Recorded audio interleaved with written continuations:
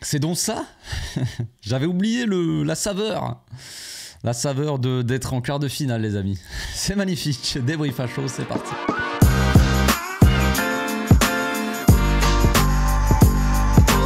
Au passage, n'hésite pas à nous rejoindre si c'est pas encore fait et à partager la chaîne autour de toi, ça fera plaisir à tonton. Je suis épuisé. Je suis épuisé, fallait pas être cardiaque, hein. Franchement, dans ce match-là, je suis passé par toutes les émotions. Ils m'ont fait vriller, franchement ils m'ont fait vriller, parce que c'est à l'image de ce Barça. De toute façon, ce match-là représente, j'ai l'impression que de toute façon chaque match du Barça représente un peu la saison du Barça, représente cette équipe. Bon, je suis très content. Le Barça est qualifié, les amis, on est en quart de finale. Je sais pas contre qui on va tomber, je crois que le tirage au sort est vendredi. On fera peut-être un truc spécial pour l'occasion, peut-être soit un live pour le tirage au sort vendredi, c'est autour de 11h, midi, un truc comme ça. Faudrait que je sois réveillé à 11h déjà. Mais bref, on est en quart de finale, je suis très heureux, tout sourire. Mais franchement, après c'est le soulagement aussi qui fait ça, quoi. On a fait une entame de match parfaite. Entame de match, les 15-20 premières minutes, parfaites. On met un but, on met le deuxième, on se met à l'abri au bout de 17 minutes. Cancelo qui met son but à la 17e minute et on fait un pressing parfait, on quadrille le terrain, il n'y a rien qui passe, Naples n'a aucune solution. Et puis on met le deuxième but et puis voilà. On commence à se dire « Ah, vas-y, on va les laisser un petit peu jouer, allez ». Allez, on va reculer un petit peu parce que d'un coup on se dit... En fait le Barça peut-être n'a pas l'habitude ou n'est pas du tout serein ou elle n'a pas les nerfs solides. Il y a quelque chose qui ne va pas. Peut-être qu'on en a déjà parlé. C'est pas le moment pour moi de tomber sur Xavi puisqu'il nous a emmenés en quart de finale. Mais on le voit, Xavi sur le banc est très nerveux. On l'a vu sur tout le match là. J'étais là, mais frère calme-toi. On dirait moi devant ma télé. Mais frère tu es le coach. Et il transmet pas cette sérénité aux joueurs. Et on sent des joueurs qui sont pas sereins. Et quand il s'agit de garder le résultat, t'as des joueurs qui se précipitent et qui continuent à jouer comme si on était mené, comme s'il fallait chercher un résultat. Il faut maintenant gérer le match. Je dis pas qu'il faut faire tourner dans sa défense, mais il faut jouer. Tu joues pas de la même manière quand tu es mené au score, quand tu vas essayer d'aller chercher le résultat, ou quand tu mènes tranquillement de 2 buts d'écart. Tu ne joues pas pareil. Et cette équipe ne sait pas vraiment le faire. Mais bref, donc quand on a vu la composition d'équipe, on a été... certains ont peut-être été surpris, ou je sais, on a fait le live là d'avant-match tout à l'heure. Pour ceux qui étaient là, il y a eu beaucoup de plaintes sur la non-titularisation de Félix. On a beaucoup parlé de ça. Même dans mon avant-match, moi j'avais mis Félix sur le banc. On est venu encore me dire ouais, t'as la haine sur Félix. Faut arrêter de dire des conneries. Et on s'est tous posé la question pourquoi Rafinha est là. Fermin Lopez aussi. Voilà, c'était un choix assez fort de Xavi, sachant que Fermin Lopez restait pas sur des matchs monumentaux. Il avait fait quand même un très mauvais match contre Bilbao. Donc voilà, c'était la petite pression. Et finalement, ils ont répondu présent parce que Fermin Lopez a fait plutôt un très bon match. Il a marqué le premier but sur une très belle action collective avec Lewandowski qui laisse passer le ballon. Fermin, c'est franchement le but est magnifique. Fermin Lopez qui était beaucoup dans l'intensité, beaucoup dans la débauche d'énergie, qui pressait à droite, à gauche. À mon avis, il avait Zambo Anguissa au marquage. Donc Zambo Anguissa qui bouge beaucoup, qui a un très gros volume de jeu, donc c'était pas évident pour Fermin Lopez de le suivre, mais il le suivait à gauche, à droite, et il faisait l'essuie-glace. Donc au bout d'un moment, le problème c'est que Fermin Lopez il s'est peut-être un petit peu fatigué, et le problème aussi qu'on a, c'est que l'équipe elle a arrêté collectivement de vraiment presser comme il fallait. Donc Fermin Lopez après presser tout seul c'est compliqué. Lewandowski il pressait bien au début de match, et après il pressait plus. Donc il y avait un choix fort de Xavi, on va dire, faire confiance à Rafinha, le mettre sur l'aile gauche, d'un faux ailier gauche qui rentre dans l'axe. Mais le profil de Rafinha aussi, c'est un joueur déjà qui met beaucoup d'intensité, qui met beaucoup d'agressivité, qui défend aussi, qui fait des efforts défensifs, vraiment. Donc ça nous a permis aussi d'avoir un Barça aussi qui pressait bien en début de match, qui comblait bien les espaces, tout ça. Et Rafinha en plus de ça, il a fait des boulettes, voilà. Mais j'ai pas vraiment envie de lui tomber dessus parce qu'au final on gagne quand même 3-1 et il a été quand même assez décisif dans ce match là. C'est lui qui tire sur le poteau, ça revient sur Cancelo, c'est dommage. Mais Rafinha un petit peu des contre-attaques qu'on aurait pu mieux gérer des fois. Rafinha où il balance le ballon, là il fait un grand centre alors qu'il faut poser le jeu, souvent les mauvais choix on va dire. Après il donne un ballon à Lewandowski qui est 2 mètres hors jeu, il lui donne le ballon, t'as l'impression mais pourquoi tu fais ça frérot, pourquoi tu fais ça, pourquoi tu te calmes pas. On dit de Fermin Lopez qu'il est trop précipité, qu'il est un peu brouillon parce que souvent il veut aller trop vite, et on avait j'avais l'impression que Rafinha était un peu comme ça des fois avec le ballon. Mais quand même, Fermin Lopez et Rafinha ont fait un très bon début de match qui nous a permis de prendre de l'avance. Donc voilà, après petit à petit dans le match c'était un peu plus compliqué. Mais voilà, donc au final on va souligner aussi la bonne lecture du match aussi de Xavi. La bonne lecture du match parce que on l'a tous vu je pense. Enfin, personnellement, moi, c'était mon choix. Je me suis dit, c'est une évidence. Il faut faire rentrer Sergi Roberto. Alors oui, ça peut paraître fou comme ça, et c'est toujours plus facile de le dire après. Mais c'était une évidence parce que Fermin Lopez commençait à avoir beaucoup de mal. On avait énormément de mal à le trouver haut sur le terrain. On n'arrivait plus à sortir les ballons. On n'avait plus aucune maîtrise. On n'arrivait pas à ligne 3 passes. On perdait les ballons, on dégageait. Voilà, on essayait de chercher loin. Ter Stegen qui a fait énormément de dégagements dégueulasses. Direct en touche, trop long, hors jeu, mauvais truc. Horrible. Et on n'arrivait plus à avoir cette maîtrise. À partir de la 20e, quasiment 20-25e minute, on a subi pendant une bonne partie du match, une très grosse partie du match. Il fallait retrouver cette maîtrise au milieu, il fallait retrouver un point d'appui devant aussi. Parce que c'est bien d'avoir Gundogan en double pivot, ça te permet de sortir les ballons, mais après tu as quoi?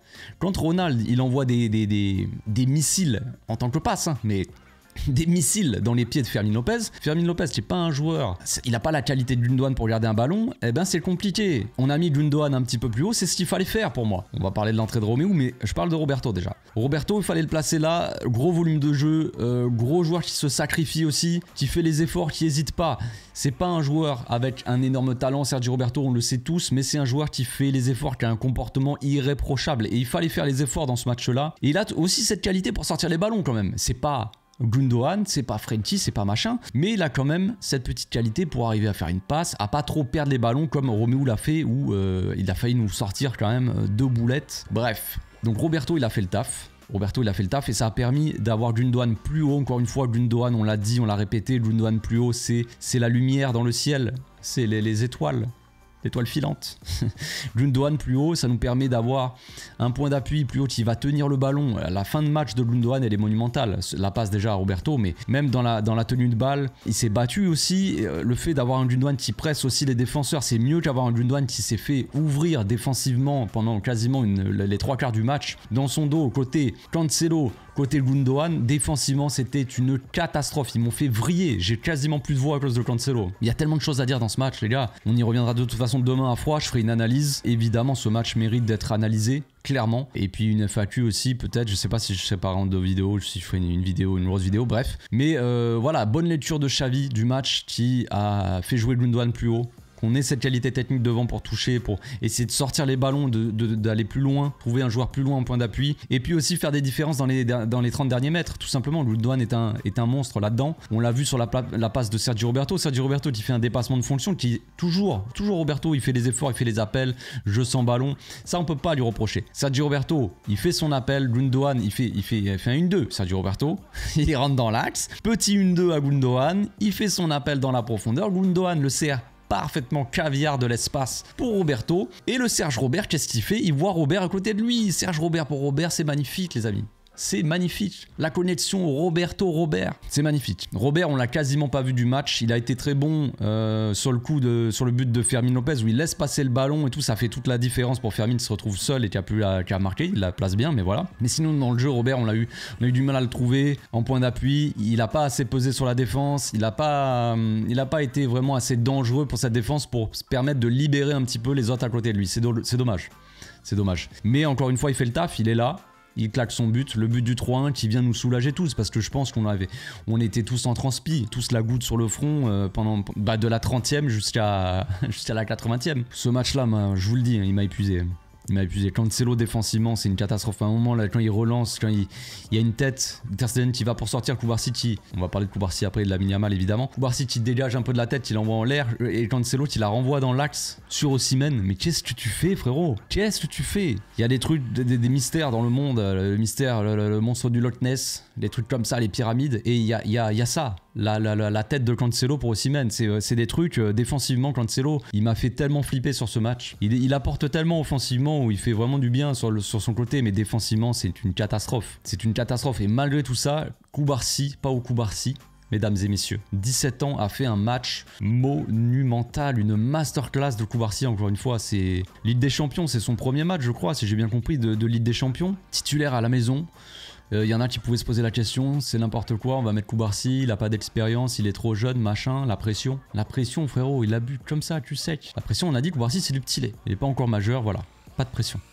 Mais magnifique. Koubarsi, les relances, les passes, tout, la lecture du jeu, dans les duels, première intervention du match, direct au bout de l'engagement de Naples, ils envoient un ballon sur Osimhen, Koubarsi qui va au duel et qui réussit son duel. C'est quoi ça? Quel est ce gars? Quel est ce monstre en fait? Koubarsi qui a pas perdu un duel du match, c'est trop. Lamine Yamal aussi, qui a fait surtout un début de match monumental. Après, petit à petit, c'était compliqué, on n'avait plus cette maîtrise là, donc il a passé son temps à faire les efforts défensifs, j'ai l'impression, mais après voilà. Mais toutes les différences que Lamine fait, c'était pas Lamine quoi sur le terrain, c'était trop. Il passait, c'était une balade. C'était une balade de Lamine Yamal. Il se baladait sur le terrain comme s'il était dans son jardin, qui jouait avec son petit caniche là, son caniche nain qui est là, essayer d'avoir le ballon, et Lamine il est là. Il aurait siffloté, c'était pareil, main dans les poches, le gars il dribble tout le monde. Qu'est-ce qui se passe? Qu'est-ce que tu fais? C'est quoi ces ovnis? C'est quoi ces mecs? Koubarsi, Lamine Yamal, 17 et 16 ans frère. Et ils sont là à se balader sur un terrain comme s'ils jouaient contre l'équipe du coin alors qu'ils sont en Ligue des Champions. C'est trop, c'est incroyable. On va finir par parler de Koundé. Koundé, Ronald, ils n'ont pas eu un match facile. Ronald sur Osimhen principalement, Koubarsi et Ronald qui étaient un peu sur Osimhen, chacun leur tour. Principalement Ronald. Et Koundé qui était sur Kvara. Gros match. Gros match. Je sais qu'on est dur avec Koundé.